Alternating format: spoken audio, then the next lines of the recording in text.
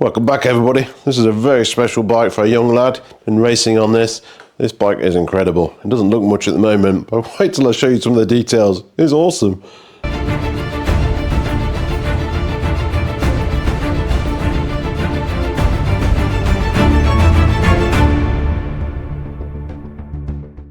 It is, however, a bit dirty. It needs a bit of a wash, that's for sure. Anyway, so I had this bike in a few weeks ago for a problem with the lockout on the fork and a shifting issue. Basically what happened was a cable stop here, this short section of housing, this cable stop had collapsed. This piece here ended up inside the stay, and you had the silver cable basically trying to saw the seat stay in half, which is not ideal. So I ran a piece of housing from there to the derailleur, and that resolved that. It was an emergency repair while the customer went away on holiday. It's back in now for some more remedial works. I am, however, going to revisit it because when you shift now, it's a bit noisy in there. So I think what I'm going to do is pull this out and run a full housing all the way from the shifter all the way to the derailleur, and try and get some foam in there as well if possible. So this is a carbon fibre frame.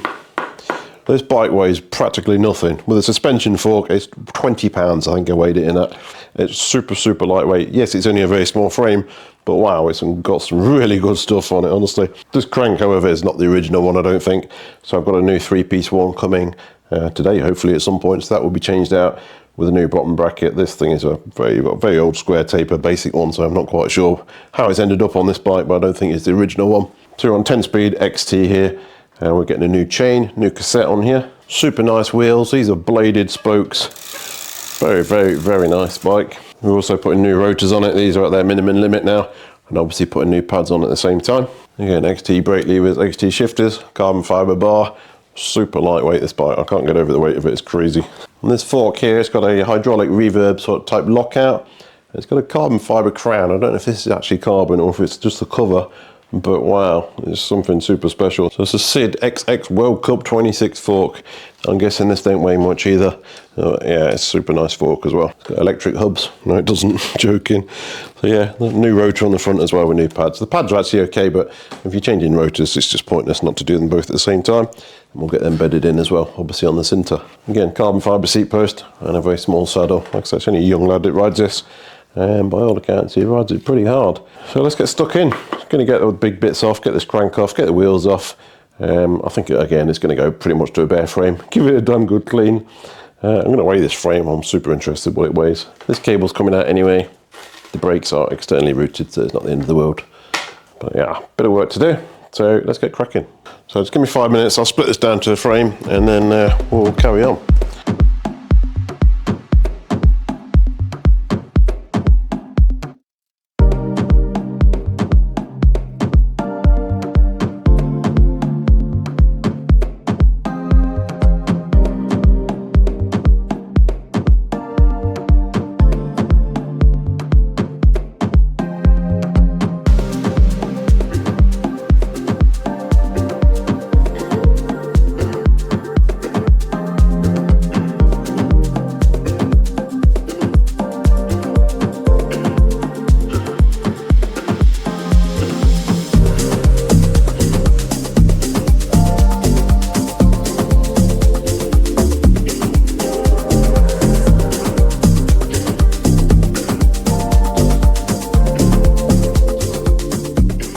Right, that's pretty much it. I'll just take this out in a minute. You could see the brake hose itself was actually bolted on. There's little P-clips.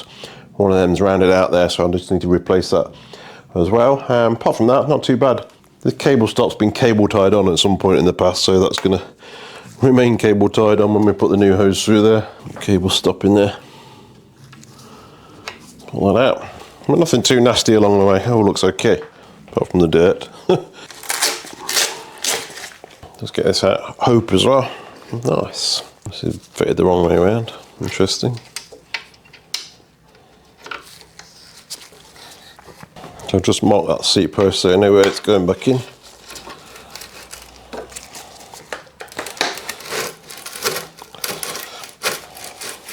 Like I say, it doesn't weigh much, but it's probably going to weigh a bit less. And all this is washed off, so I'm going to weigh before and after, see how much they could save. 2.7 pounds with mud. I'll put grams on the screen. I'm just going to go and get a quick wash at the jet wash and we'll weigh it again.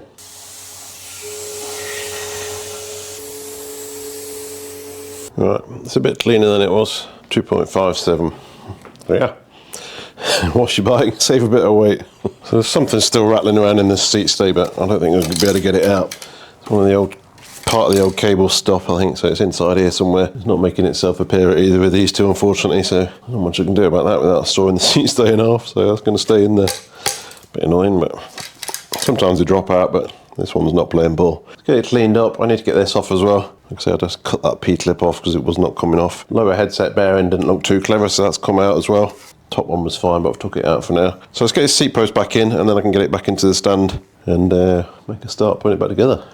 Never heard of this brand before, but looking on my website, well, some nice bikes on there. Jeez, if you're a young lad and you want to start racing, pester your mum and dad for one of these. These are sick. So this clamp's been put together wrong. This piece here should be the other way around, so it sits inside the clamp like that. Give it a clean as well. Put some grease on the inside, get it back on. There was a report of some creaking noise as well, so we're going to just address that as we go along for anything.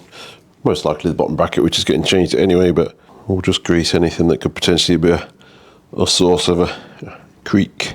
So that's how it should sit, like that. Get it back on. Bit of fibre grip on the seat post as well. No torque setting on this. I'll tighten it later because we probably need to align it anyway.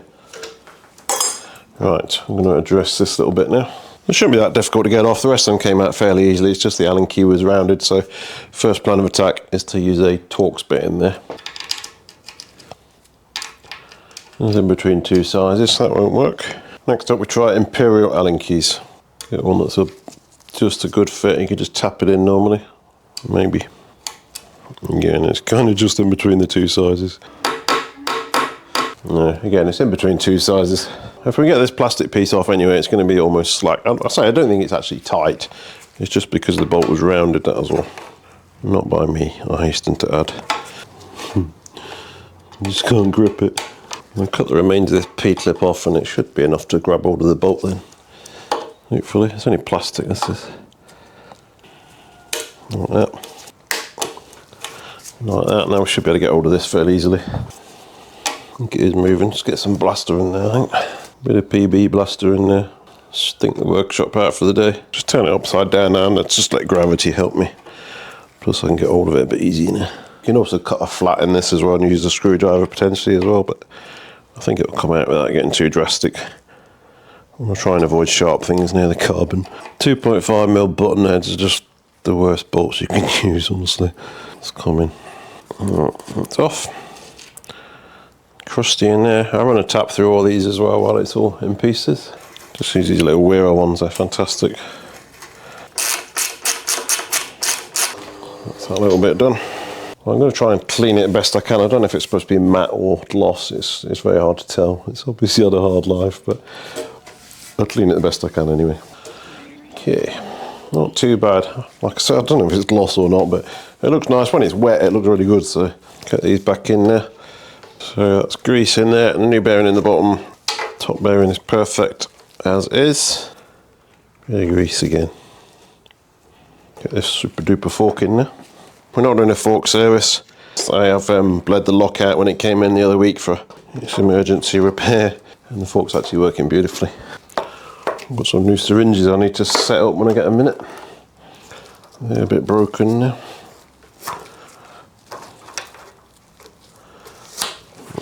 Spacer and a stem. And this top cap, well, that's going to be tight.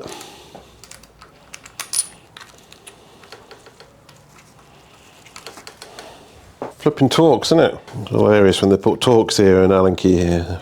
Oh God. Thank you very much.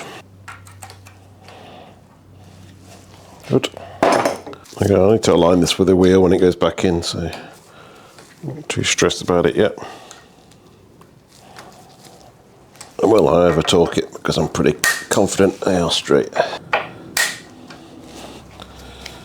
Check these are tight over here. Yep. I'm going to run this rear brake back down the bike now and fit a new clip where the old one was broken at the back. Like I said, we didn't really need to take all this stuff off. It was purely for a deep clean really than anything else. Mechanically it's actually working very nicely. Right, I'm going to get some grease in these holes. I have tapped them just to prevent anything getting stuck. These bolts were okay, the ones that came out. bit fiddly these are.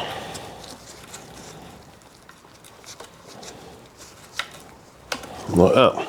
The top P-clip was facing outwards, these two face inwards to keep the hose out of the way. The top one's out, so it swerves the head tube. XT calipers as well. We are putting new pads in, as I say. We'll just clean this up on the outside for now. Drop and Loctite on these bolts. I'm doing it a bit upside down here, but I need access to this hose in a minute. Can't see what I'm doing here. Well, hopefully I can find a P-clip and just get one in there. You don't see many P-clips on bikes. I think I've got some somewhere. Don't have a P-clip, but I can use this on the down tube and borrow the P-clip from the down tube. That'll work. So I'll borrow this one. Slide that down there, and then this will go on there quite nicely like that. Be better than the original P-clip, actually. This is made of metal. And bolt this one on now. We'll get there, don't worry. That's it, upgraded. Cool. Like I said, my plan was to run a full outer, but this cable stop here is blanked, so I can't really do that without sort of drilling through, and it's already broken anyway, so I'm going to leave it as it is. Just going to try and get some foam around the inner cable that's in the top tube, just to stop that rattling. I'm shifting perfectly, it's just a bit noisy. Yeah, see if I can do that. I'm probably being a bit optimistic, but I'm trying to get this foam into the top tube around the inner cable that's going to go there, and then route that outer back where it was before. It might be a bit of a squeeze though. So I'm going to run the inner cable back through here first, and then slide this over the inner and just persevere, because it just needs to sit in there. It's only a short section I need to get in. So I've put a new inner cable in because it was quite a new cable, but because it's been cut, it's going to be really, really difficult to get through the tubes and whatnot. So I'm just putting another fresh cable in, a new piece of outer housing as well. So this is internally routed, but I think I'll be able to get it out the end fairly easily, so I'm not too stressed. I think it actually came straight out last time on its own accord. Looking for it to just pop out here, hopefully. Seen it, it's there, so close. And so I'll put it in the other end. I'm going to use this little magnet here. Hopefully just grab the end of the cable, pull it through here, because it's not got far to go. So if you hold the cable for how long it's got to go, we've got to go from this stop to this stop. So hold that piece of cable that long, and then you're not just pushing miles and miles of cable through and bunching up down the end here. So you know when to expect to see the end, basically. You see what I mean? So I'm going to put this in here now, and hopefully it'll just pick that up. So I know that should be about long enough where it is now. Got the bike upright now, so gravity hopefully should point it somewhere down towards where I want to come out. And a bit of perseverance, it should just drop through. Alright, it's proven to be a pain in the arse, this one is. Oh, ain't working. Alright, I'm really struggling to get that through there, so I'm going to cut this off to get this broken cable going out and do it another way. Well, I'm sure it just dropped through last time I did it the other week. I'm not playing ball today at all. It should be a lot easier to get something up this way now. Oh, this old piece of housing, I should be able to get that up there. It's so dark. Alright, so that's there. Probably should have done that 10 minutes ago. I probably should just run a liner in the first place, but never mind. Right, that's through there.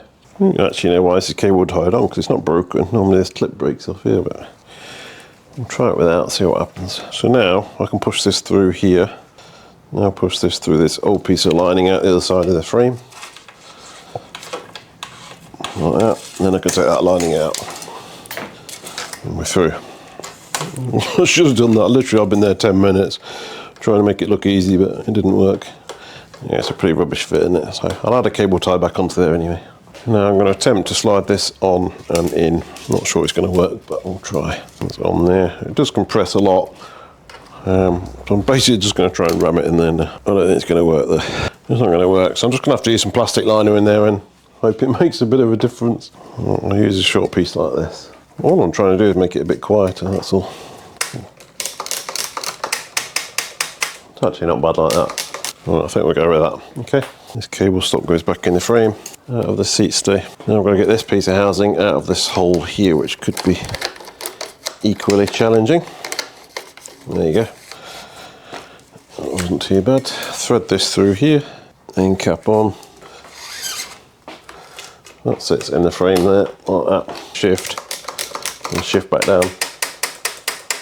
That's much better. That's just a shifter you can hear, it's not rattling around in the frame, so good. It didn't take forever or anything. I'll just leave that there until we get the rear mech back on. Just before I finish this one off, I want to take a minute to thank this channel's ongoing sponsor, sportandleisure.com. Sport and Leisure are a UK-based cycling retailer with thousands of parts, tools, clothing and accessories ready to ship. Their listings are clear with proper description and great pictures, which I really appreciate after some other sites have sort of led me down the garden path and ended up with not what I thought I was ordering, shall we say. So if things are listed as in stock, then it's actually in stock, sitting on their warehouse shelves, ready to go. Order before 3 PM and it will ship the same day. UK shipping is free on all orders. But if you need it faster than that, next day delivery is only £2.50, which is cheaper than most. So if they're after some new wheels, brakes, or even a whole group set, check them out. Their prices really are pretty much unbeatable. They've also given me a discount code for viewers. If you use the code BCR10 at checkout on your first order, you'll get an additional 10% off the already fantastic prices. So the link's in the description below. Thanks again to sportandleisure.com for continuing to support the channel. Now let's get back to this beauty. Bottle cage back on. You're getting this grease in these. It's on. I don't know why manufacturers make such unbelievably mud-catching shapes on the back of these, but such pain to clean. I find this stabby brush works quite well, and then just blow it through with compressed air if you've got it. And there's more people would say use a mudguard. A racing bike. Don't put mudguards on racing bikes. That's a bit better than it was. A bit. Just get a new clip on here. Pretty much where the old one was. Cable tie pliers in case you're wondering.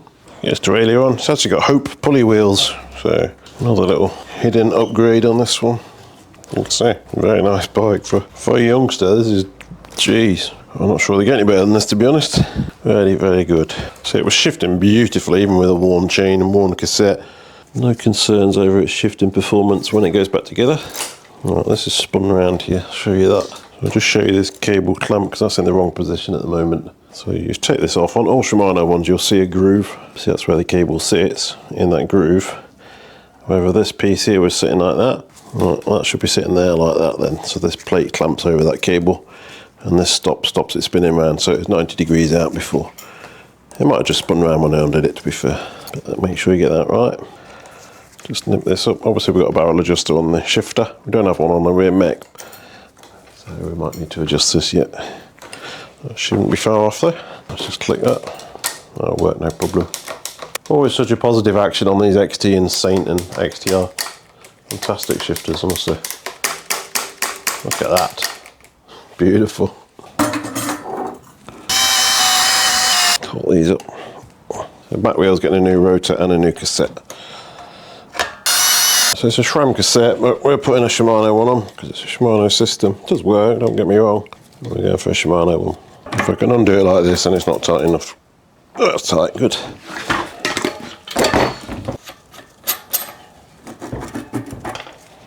Shimano one's 30 grams lighter as well.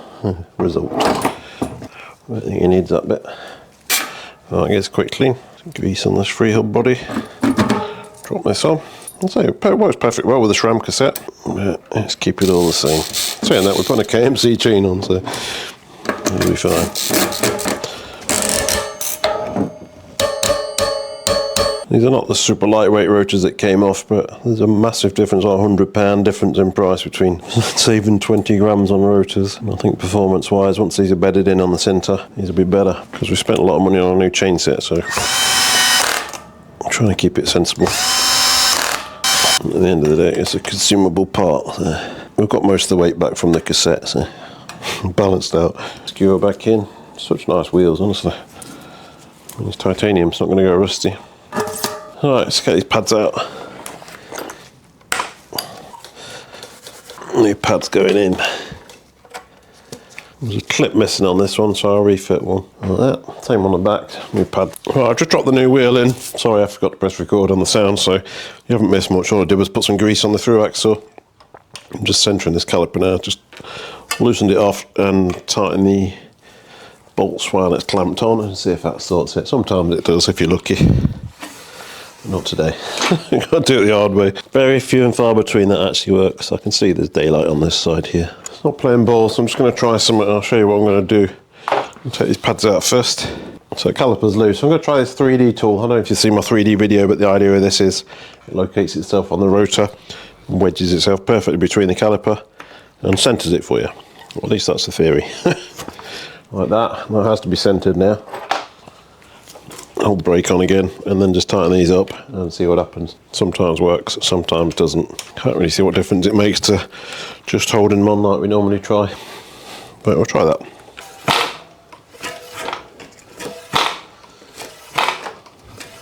That's the rear calibre you can hear banging around because it's loose. Right, that's still not working. Oh, I hate disc brakes sometimes. Alright, I'll persevere because it's getting a bit irritating now and it's not exciting to watch. I'll come back when I've got this centred. So the front brake is absolutely not playing ball. I've been on there probably half an hour now and it's still rubbing. So I'm having a rest and going to the back to see if this one wants to behave. But yeah, it's not playing ball at all. You get the odd one like that. That's so annoying.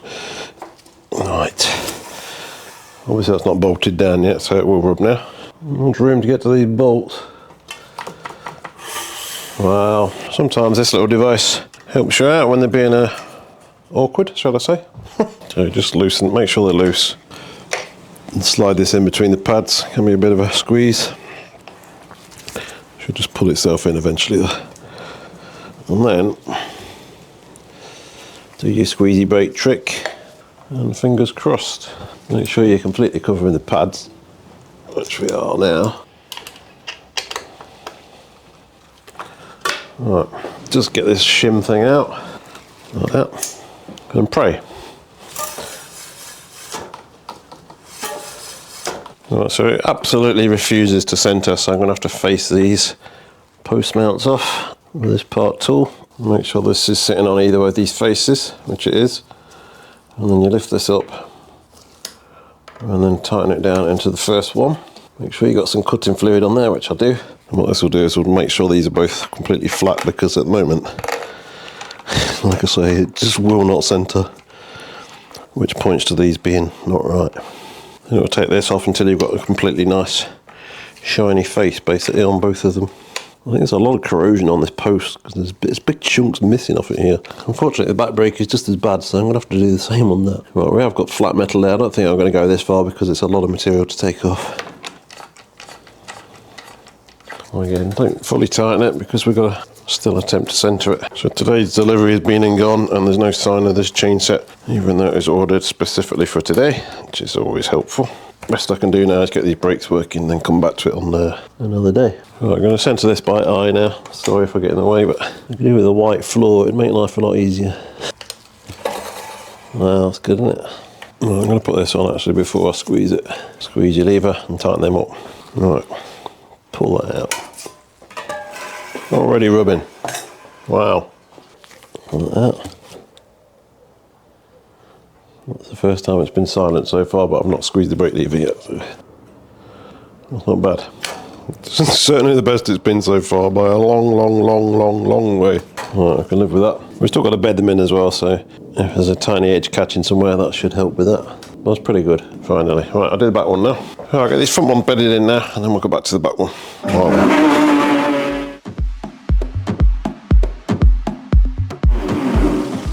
There you go, done. Let them cool down for a bit, see if they still rub. So the back one's done as well. The only difference with the back one is you need this additional part that cuts carbon. This is £150 for this little thing here, diamond coated. And that just runs across there because these are carbon on here. There's no aluminium apart from the actual threaded insert itself. The face is carbon, so you need this one. So that's done as well. Will it work? $1 million question. Right, clearly that needs centering still.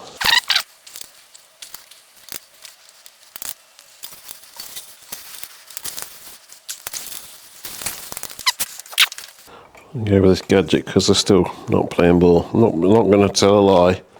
These have been some of the most frustrating discs I've ever had to work on. And I've done a lot of discs. Normally you get the odd one that's not working, but both of them just been so bad. It's just not ideal. Still exactly the same pretty much. There's free stroke adjustment on these levers, so I'm just trying to see if I can get it to balance out. Maybe they've had it just set so close. Just no tolerance. I'll see if I can move it over a bit now. Normally free stroke does nothing, but potentially that's what's holding this off because it's just not playing ball at all.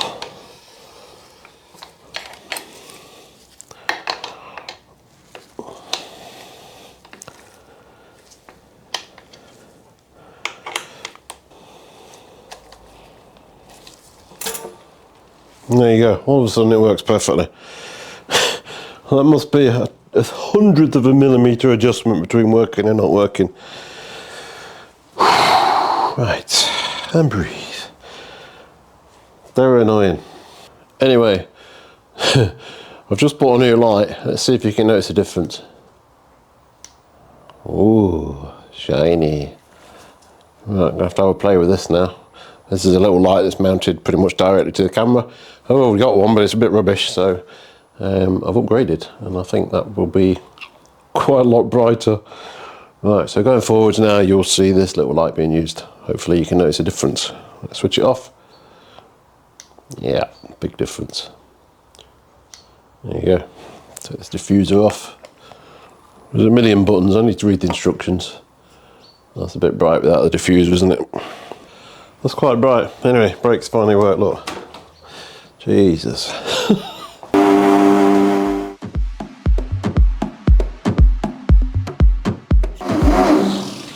Right, there's that one bedded in as well. Sorry, I forgot to switch the camera on until I was halfway through. Right, cranks have finally arrived, so just get this bottom bracket in there. So it's a standard sort of Holotech type design now, rather than the old square taper. So it should be a much stiffer unit.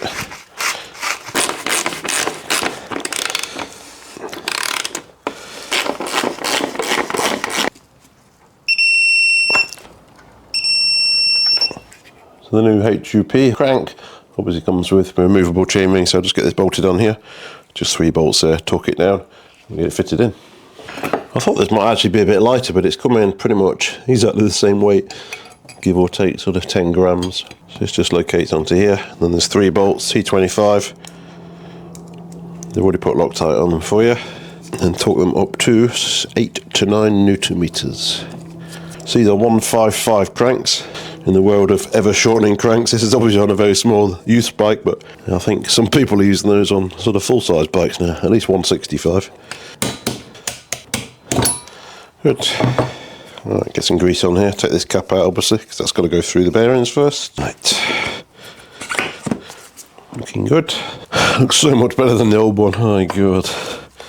Right, so just drop the left-hand crank on. This is just a basic plastic preload cap, same as Shimano, same idea. Oh my god, it looks so much nicer. 10mm on this.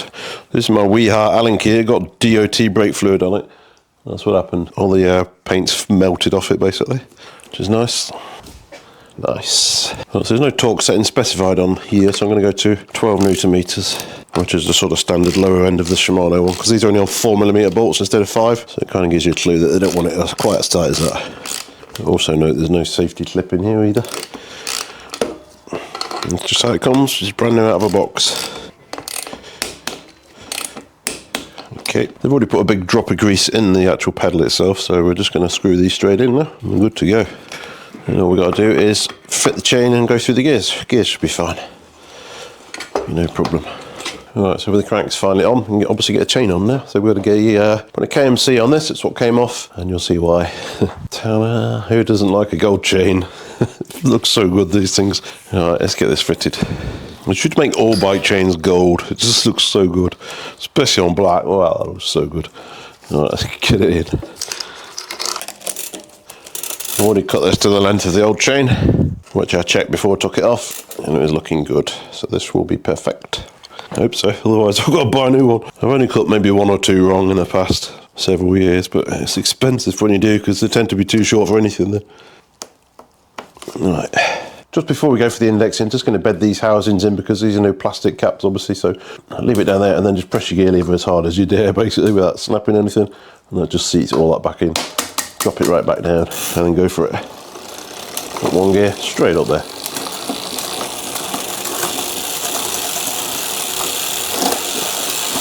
Straight up. Right, it's a little bit sluggish coming down, so there's too much cable tension on there. Right, so I'm just going to screw in the barrel adjuster, hopefully. So it's 2 turns in on the barrel adjuster on the gear lever. Let's go up again. And back down again. Much better.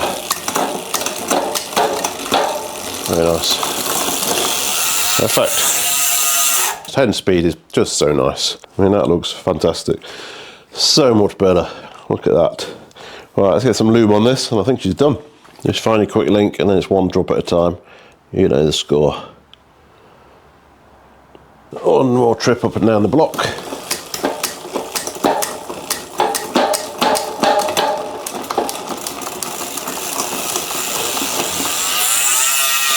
Very happy with that. Very good.